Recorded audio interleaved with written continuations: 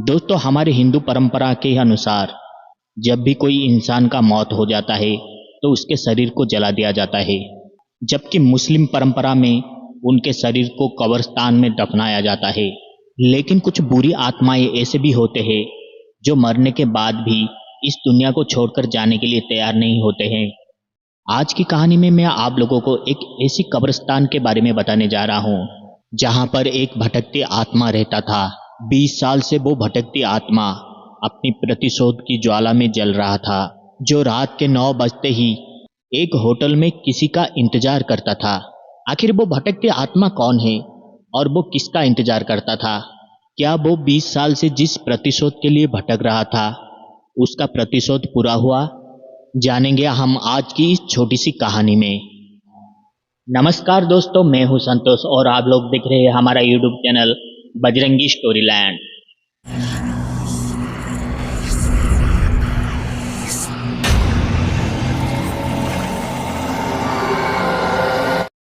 ये कहानी है केरला में रहने वाला एक लड़का अजय की। अजय का उम्र 25-26 साल होगा। उसका अभी अभी नया नया शादी हुआ था। अजय एक हिंदू लड़का है, मगर वो जिससे शादी किया था वो एक मुसलमान लड़की थी। अजय कॉलेज के टाइम में ही मेरी नाम का एक लड़की से प्यार करता था।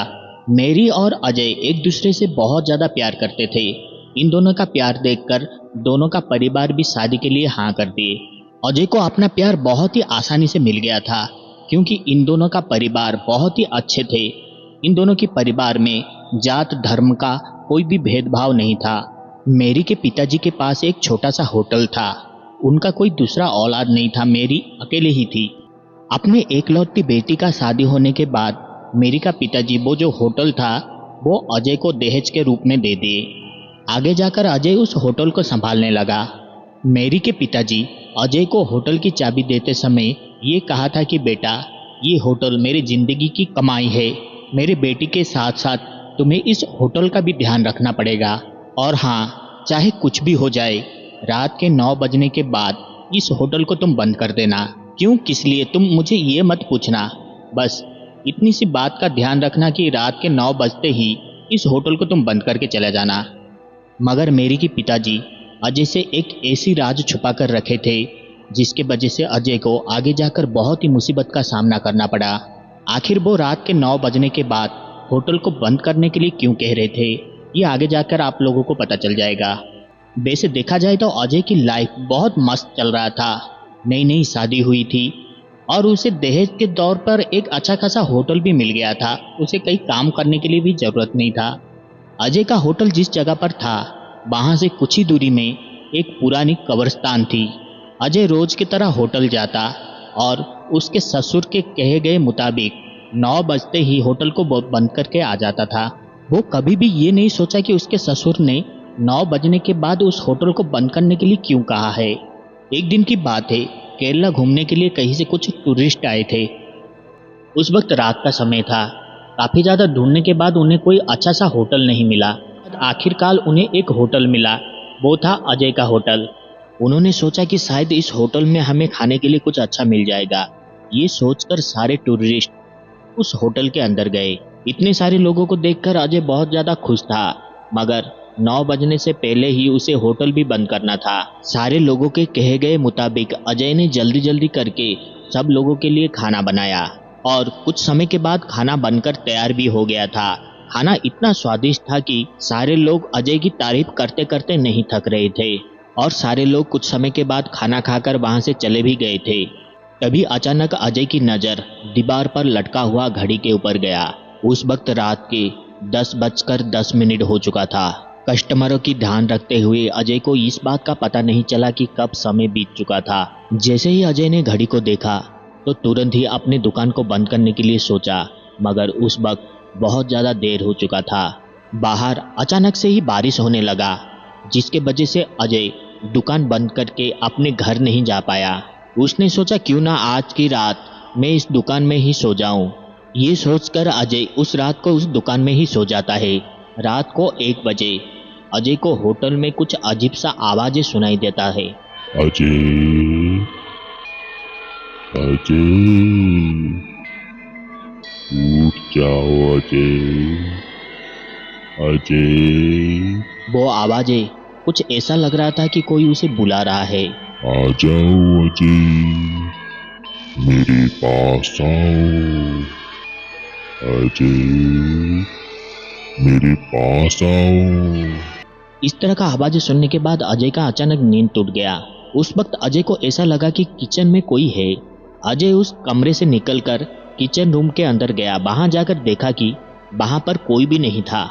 उसे ऐसा लगा कि शायद ये उसका कोई वहम होगा या फिर उसका कोई सपना। ये सोचकर अजय वापस लौट ही रहा था कि अचानक किचन रूम में आग लगने लगा और थोड़ी देर के बाद कॉफी मशीन अचानक ही चालू हो गया। ये सब नज़ारा देखने के बाद अजय के माथे से पसीना निकल आया था। उस वक्त किचन रूम में कोई भी नहीं था, मगर अचानक ही कॉफी मशीन कौन ऑन किया। ये सब सोच ही रहा था कि अचानक उसे दीवार पर किसी की एक परछाई नजर आया। अजय ने सोचा कि शायद उसके होटल के अंदर कोई चोर घुस आया है और ये सब काम वही चोर का क्या कर्म है। अजय ने कहा कि तुम जो भी हो मेरे सामने आओ, नहीं तो मैं पुलिस को कॉल करूंगा। तभी अचानक ही होटल के पीछे से एक आवाज सुनाई दिया। अजय, मेरे पास आओ अजय। अजय, कहाँ हो तुम? मेरे पास आओ। अजय ने सोचा कि शायद उसके साथ कोई घटिया मजाक कर रहा है। उसको सबक सिखाने के लिए अजय होटल से बाहर निकला और उसी आवाज का पीछा करते हुए अजय होटल के पीछे वाली एक कच्ची सड़क में चलने लगा। वो कुछ ही दूरी जाने के बाद उसे एक सुनसान, बहुत ही पुराना एक कब्रिस्तान दिखाई दिया। वो कब्रिस्तान दिखने में बहुत ही खौफनाक लग रहा था। अजय ने सोचा कि शायद उसे उस कब्रिस्तान के पास जाना ही नहीं चाहिए था। तभी अचानक उसकी नज़र कब्रिस्तान के अंदर एक इंसान के ऊपर पड़ा।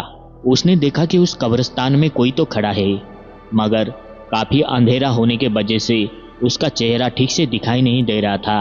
अजय ने सोचा कि उसके साथ घटिया मजाक करने वाला कोई और नहीं बल्कि यही इंसान है। अजय ने जोर से चिल्लाते हुए कहा कि तुम जो भी हो, जिस जगह पर तुम जाकर खड़े हो वो जगह तुम्हारे लिए नहीं है, तुम वहां से बाहर आ जाओ। अजय की बातें खत्म ही नहीं हुआ था कि अचानक ही आसमान में बिजली चमका और देखते ही देखते आसमान में कोहरा छा गया। चारों तरफ जोर से हवा बहने लगा था और उस रात अजय के कानों पर आखिरी बार एक आवाज सुनाई दिया।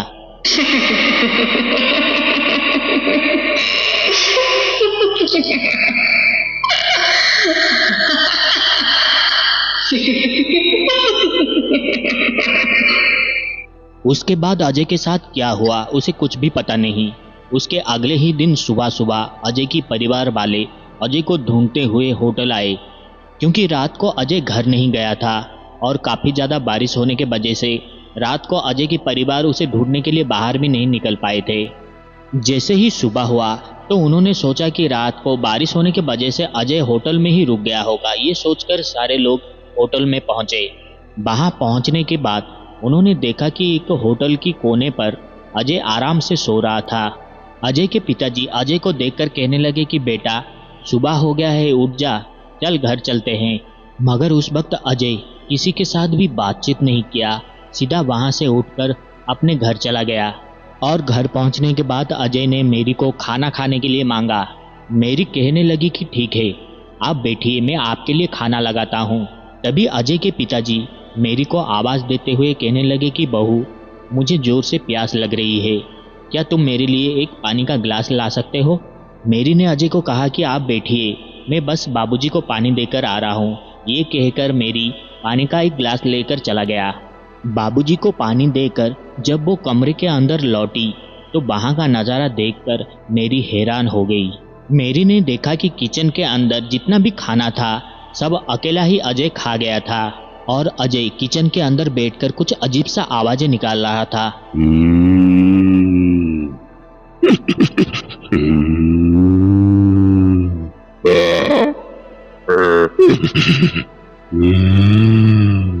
इस तरह का आवाज़ें सुनते ही मेरी ने कहा कि आपको क्या हो गया है और आप इस तरह का आवाज़ें क्यों निकाल रहे हो? धीरे धीरे करके मेरी अजय के पास पहुंचा। वहां जाकर अजय को देखते ही मेरी चौंक गई। अजय पूरी तरह से बदल गया था। उसका चेहरा इतना खौफनाक था कि मेरी उसे देखते ही वहां से भागे हुए बाहर आ गई। बाबूजी बाबूजी जल्दी चलिए, पता नहीं आपके बेटे को क्या हो गया है, मुझे कुछ समझ में नहीं आ रहा है, वो अजीब सा हरकतें कर रहे हैं और वो पूरी तरह से बदल गए हैं। मेरी को इस तरह से घबराता हुआ देखकर अजय के पिताजी और माताजी दोनों ही मेरी को संभालते हुए कहने लगे कि क्या हुआ, तुम इतनी घबराए क्यों हो, पहले तुम शांत हो जाओ, चलो चलकर देखते हैं कि अजय को क्या हुआ है। तभी तीनों ने मिलकर किचन में गए। मेरी सबसे पीछे खड़ी थी। किचन के अंदर पहुंचने के बाद अजय का वो खौफनाक रूप देखकर सारे डर गए। उन्होंने देखा कि अजय खुद की ही हाथों को अपने बड़े बड़े दांतों से काट कर खून पी रहा है। किचन की चारों तरफ खून ही खून पड़ा था। भला अजय इस तरह का हरकत क्यों कर रहा है? कोई इंसान खुद की ही हाथों को काट कर उसका खून कैसे पी सकता है? अजय के पिताजी बहुत ही बहादुर थे। अपने बेटे को बचाने के लिए उन्हें कोई भी उपाय नहीं सूझा। वो भागते हुए किचन के अंदर गए और अजय को कस के पकड़कर एक जगह पर बांध दिए।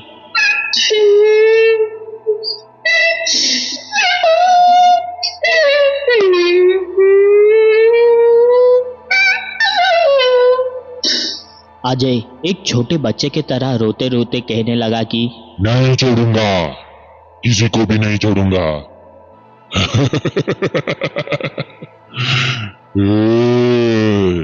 नहीं छोड़ूंगा। तुम लोगों को क्या लगता है मुझे बांध कर इस तरह रख पाओगे तुम?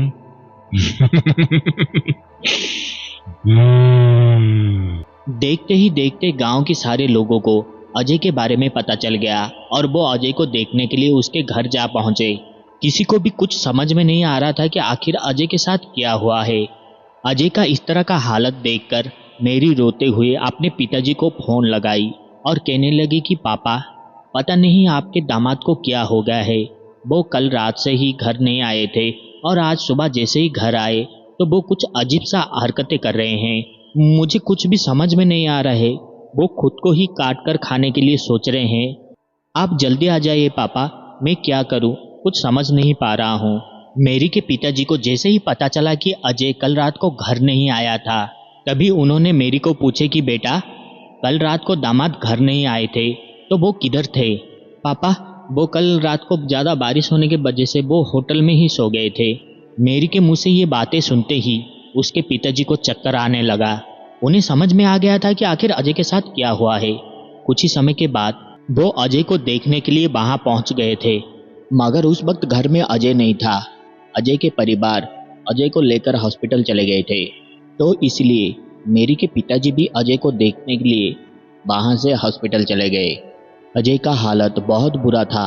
डॉक्टर को भी समझ में नहीं आ रहा था कि अजय के साथ क्या हुआ है। कोई भी दवा अजय के शरीर पर असर नहीं कर रहा था। इसलिए डॉक्टर ने कहा कि अजय की हालत बहुत ही बदतर होते जा रहा है। अगर ऐसा ही चलता रहा तो कम से कम अजय 1 या फिर 2 दिन का ही मेहमान है, उससे ज़्यादा वो बच नहीं पाएगा। ये सुनते ही सारे परिवार जैसे टूट ही गए थे। मेरी रो रो कर उसका सर हॉस्पिटल के दीवार पर पटक रही थी। अपने बेटी का इस तरह का हाल देखकर मेरी के पिताजी मेरी को संभालते हुए कहने लगे कि बेटा, तुम धैर्य रखो, दामाद को कुछ भी नहीं होगा। जैसे ही हॉस्पिटल में अजय मेरी के पिताजी को देखा तो मुस्कुराने लगा वो। मुझे बस तुम्हारा ही इंतजार था, तुम्हें आना ही था। आ गए तुम, आओ। तुम सबको एक एक करके मार डालूंगा मैं, किसी को भी नहीं छोड़ूंगा।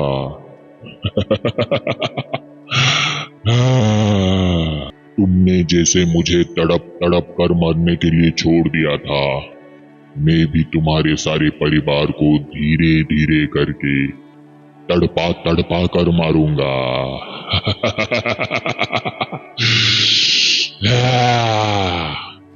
अजय के मुंह से इस तरह का बातें सुनने के बाद हॉस्पिटल में जितने भी आदमी थे सब हैरानी के साथ मेरी के पिताजी की ओर देख रहे थे।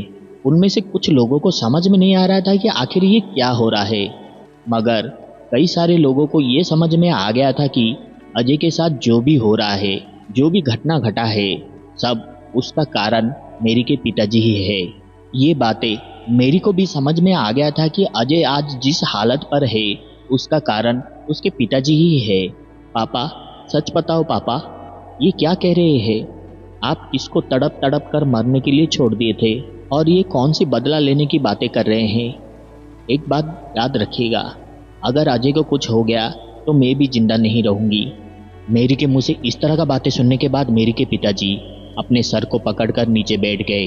आखिर उन्हें जिस बात का डर था वो ही हो गया। जिस 20 साल पुराने खौफनाक यादों को वो भुलाना चाहते थे, आज उनके सामने वो ही यादें झलक से आ गया। उन्होंने अजय को देखते हुए कहने लगे कि सारा गलती मेरा है। तुम्हें जो सजा देना है तुम मुझे दो, मगर मेरे दामाद को छोड़ दो।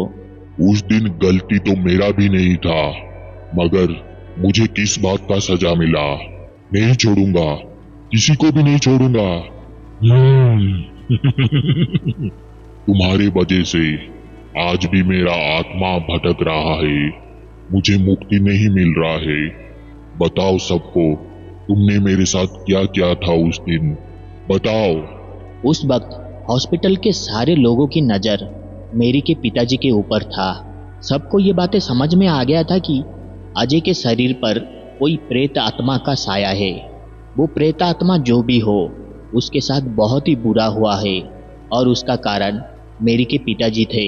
बस सबको ये जानना था कि अजय के शरीर में किसका साया है और उसके साथ क्या बुरा हुआ था। सारे लोग मेरी के पिताजी की ओर देख रहे थे। मेरी के पिताजी मेरी को देखते हुए कहने लगे कि बेटा, ये कहानी 20 साल पुरानी है। मुझे वो बारिश का रात पूरी तरह से याद है। उसी रात को तुम पैदा हुए थे। उस वक्त हमारा होटल इतना बड़ा नहीं था, मगर बहुत फेमस था। आसपास के लोग सारे आकर मेरे होटल पर जमा होते थे। मेरे होटल का खाना उन्हें बहुत ज़्यादा पसंद आता था। दिन रात हमारे होटल में भीड़ जमा रहता था। मैं अकेला उस होटल को संभाल पाना मेरे बस की बात नहीं था। एक दिन मेरे होटल में रघु नाम का एक हिंदू लड़का काम मांगने के लिए आया। रघु का माता पिता कोई भी नहीं थे, वो अनाथ था। उस वक्त मुझे भी होटल के काम पर कोई हाथ बटाने के लिए चाहिए था, इसलिए मैंने रघु को काम पर रख लिया। रघु बहुत ही मेहनती और अच्छा लड़का था। वो दिन भर होटल में काम करता था और रात को होटल के एक कोने पर सो जाता था। उस दिन रात को जोरदार बारिश हो रही थी और घर से मुझे फोन आया कि तुम्हारी माँ को हॉस्पिटल लेकर गए हैं, तुम्हारे पैदा होने का समय हो गया था। उस वक्त मैं बहुत ज़्यादा खुश था, इसलिए रघु को मैं दुकान संभालने के लिए कहा और बारिश में ही निकल पड़ा मेडिकल पहुंचने के बाद डॉक्टर ने मुझे बताया कि तुम्हारी बीबी का तबीयत बहुत ख़राब है। इसी हालत पर अगर बच्चा पैदा होता है तो बच्चा या फिर माँ, हम दोनों में से सिर्फ एक को ही बचा सकते हैं। अगर ऑपरेशन किया गया तो शायद ही दोनों का जान बच सकता है, मगर उसके लिए ढेर सारे रुपए की ज़रूरत है। मैंने डॉक्टर को कहा कि कितने भी रुपए चाहिए मैं दूंगा, बस आप ठीक से ऑपरेशन करके माँ और बच्चे की दोनों की जान बचा लीजिए। उस वक्त होटल की तिजोरी में पैसा था। मैं पैसा लेने के लिए होटल चला गया। उस वक्त रात के 9 बजा था और रघु ने होटल भी बंद कर दिया था। मेरे पास होटल की अलग से चाबी थी। मैंने चाबी खोलकर होटल के अंदर गया। उस वक्त मैं रघु के ऊपर ध्यान नहीं दिया। मैंने सोचा कि वो खाना खाकर सो गया है, इसलिए मैंने जल्दी से होटल की तिजोरी से पैसा निकाला और वापस आने ही वाला था कि मैंने देखा होटल के आइस रूम का दरवाज़ा खुला है। रात का जितना भी बचा कुचा खाना हम उस आइस रूम में रखते थे ताकि वो खाना खराब ना हो। मैंने उस आइस रूम के अंदर ध्यान नहीं दिया। मैंने सोचा कि शायद गलती से रघु आइस रूम के दरवाजे को खुला छोड़ दिया होगा। ये सोचकर मैं आइस रूम के दरवाजे को बाहर से लॉक करके हॉस्पिटल चला गया और वहाँ हॉस्पिटल में तुम्हारी माँ की ऑपरेशन चल रहा था। डॉक्टर ने बताया कि पेशेंट को ब्लड की कमी है, इसलिए जल्दी से ही ओ पॉजिटिव ब्लड चाहिए। मेरा ब्लड भी ओ पॉजिटिव है, इसलिए मैंने डॉक्टर को कहा कि मेरा ब्लड लीजिए। मेरा ब्लड भी ओ पॉजिटिव है। मैं ब्लड चढ़ाने के लिए जा ही रहा था कि तभी रघु का फ़ोन आया होटल से। रघु ने बताया कि वो आइस रूम के अंदर है।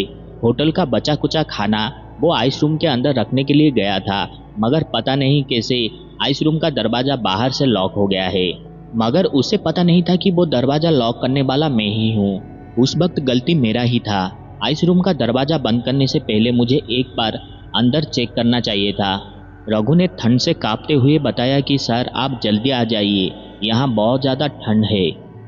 उस वक्त मुझे ज़िंदगी का अहम फैसला लेना था।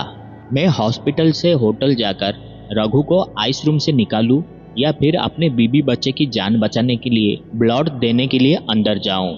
बड़ी मुश्किल से मैंने ये डिसीजन लिया कि पहले मैं अपने बीबी बच्चे की जान बचाने के लिए ब्लड डोनेट करता हूँ। ठीक से ऑपरेशन खत्म होने के बाद होटल जाकर रघु को आइस रूम से बाहर निकालूंगा। वो थोड़ा बहुत ठंड बर्दाश्त कर सकता है, मगर यहाँ ब्लड नहीं दिया गया, ऑपरेशन ठीक से नहीं हुआ तो शायद मैं अपने बच्चे और बीबी को खो दूंगा। ये सोचकर मैं मोबाइल को साइलेंट मोड पर रखकर ब्लड डोनेट करने के लिए हॉस्पिटल के अंदर चला गया। ऑपरेशन ठीक ठाक से खत्म हुआ और फिर तुम पैदा हुए। उस वक्त पहली बार जब मैंने तुम्हें अपने गोद में लिया तो मैं बहुत ज़्यादा खुश था। तुम्हारे पैदा होने की खुशी में मैं ये भूल गया था कि होटल में आइस रूम के अंदर रघु मेरा इंतजार कर रहा है। उस वक्त समय कैसे बीतता गया मुझे पता ही नहीं चला। रात के 4 बजे मैं चाय पीने के लिए हॉस्पिटल से जब बाहर निकल कर आया तभी मैंने मोबाइल देखा। मोबाइल पर रघु का 40 मिस कॉल था। अपने बीबी बच्चे की देखभाल में मैं रघु को भूल गया था। रघु का 40 मिस कॉल देखकर मुझे याद आ गया कि रघु होटल के अंदर आइस रूम में बंद है और मैं वहां से बिना किसी को बताए ही भागता हुआ होटल गया। आइस रूम का दरवाजा खोलकर मैं अंदर जाकर देखा कि ठंड बर्दाश्त ना कर पाने की वजह से रघु का मौत हो चुका था। अपने आंखों के सामने रघु का लाश पड़ा हुआ देखकर मुझे खुद पर बहुत ज़्यादा घिन आने लगा। उस वक्त मैं क्या करूं मुझे कुछ समझ में नहीं आ रहा था। अगर ये बात पुलिस को पता चल गया तो मुझे पुलिस लेकर चले जाएंगे और मेरे बगैर मेरे परिवार का क्या होगा। मैं बैठकर ये सोचने लगा। उस रात को मैंने फिर से एक और गलत फैसला लिया। मैंने रघु की लाश को किसी को बिना पता चले ही वहाँ से दूर वो पुरानी कब्रिस्तान में लेकर दफना दिया। वो कब्रिस्तान बहुत ही पुराना था और कोई भी इंसान उस जगह पर नहीं जाते थे, इसलिए मैंने बहुत ही आसानी से रघु को उस कब्रिस्तान में दफना दिया। रघु अनाथ था, इसलिए उसको ढूंढने की कोई भी कोशिश नहीं किया। मैंने सारे लोगों को ये बताया कि रघु काम छोड़कर कहीं दूसरे जगह चला गया है। उस रात के बाद मैंने नोटिस किया कि होटल में 9 बजने के बाद होटल के अंदर कुछ अजीबोगरीब हरकतें हो रहा है। मैंने काफ़ी ज़्यादा पूजा पाठ भी किया मगर कोई भी फायदा नहीं हुआ और इसलिए उस दिन के बाद 9 बजने से पहले ही मैं अपना होटल बंद कर देता था। और मेरा होटल का चाबी अजय को देते समय भी मैं अजय को ये कहा था कि चाहे कुछ भी हो जाए रात को 9 बजने से पहले ही होटल बंद कर देने के लिए। इंसान चाहे छुप छुप कर कितना भी गुनाह क्यों ना करे, भगवान से वो बच नहीं सकता है। एक ना एक दिन उसका गुनाह सबके सामने आ ही जाता है और आज मेरे साथ भी वैसा ही हुआ। उस वक्त मेरी के पिताजी ने रोते हुए रघु के पास गए और कहने लगे कि रघु, मुझसे जो गलती हुआ है वो माफ़ी के लायक तो नहीं है, मगर हो सके तो मुझे माफ़ कर देना। मुझसे जो गलती हुआ है वो अनजाने से हुआ है। मैं तो बस अपनी बीबी बच्चे की जान बचाना चाहता था और तुम्हारे बारे में भूल गया। मैं मानता हूँ कि मैं तुम्हारा गुनहगार हूँ। अगर तुम चाहो तो मेरी जान ले लो, मगर मेरे दामाद अजय की शरीर से निकल जाओ। इसमें दूसरों का कोई भी गलती नहीं है। अगर तुम चाहो तो मेरे शरीर के अंदर आ जाओ और मेरे शरीर के साथ तुम जो करना चाहिए वो करो, मगर अजय को छोड़ दो।